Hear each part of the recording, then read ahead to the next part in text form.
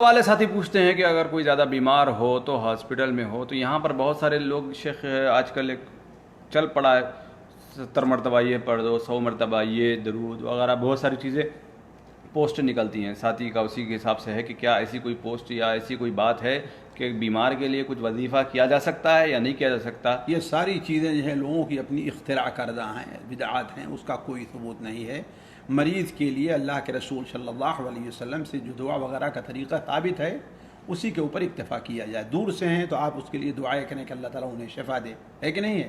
اور اگر قریب ہیں تو جانتے ہیں اس کے سر پہ ہاتھ رکھ کر کے اگر کوئی آدمی کہتا ہے بسم اللہ کیا ہے وہ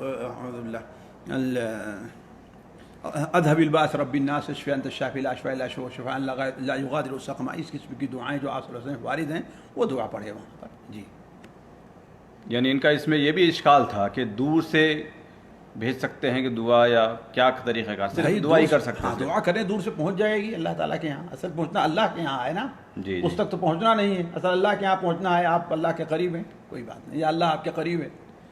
جی جی جی. اگلا سوال ہے، بسا اوقات یہ ہوتا ہے کہ انسان کے سامنے جب مریض رہتا ہے تو اس کے اندر امید سے زیادہ اخلاص پایا جا رہا ہے کہ نہیں؟ اس کی حالت کو دیکھ کر کے، اس کی پریشانی کو دیکھ کر کے زیادہ رقت پیدا ہوتی ہے، یہ الگ مسئلہ ہے کہ نہیں؟ اسی لیے تو اس کی عید وغیرہ کا حکم دیا جا رہا ہے نا، ورنہ دعا جہاں سے بھی کریں گے اللہ تعالیٰ قبول کرنے والا ہے. تصور کرنا کیا معنی رکھتا ہے؟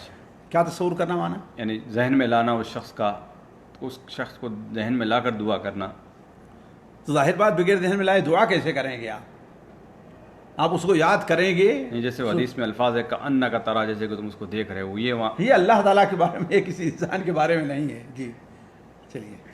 یعنی انسان کے بارے میں نہیں کر سکتا کہ ہم اپنے رشتہ دار کو دیکھ رہے ہیں، بھائی کو، دوست کو دیکھ کر ہم، پتہ نہیں یہ کیسے ہوگا، اللہ اعلم. جی تصور میں لے آ کر کے. جی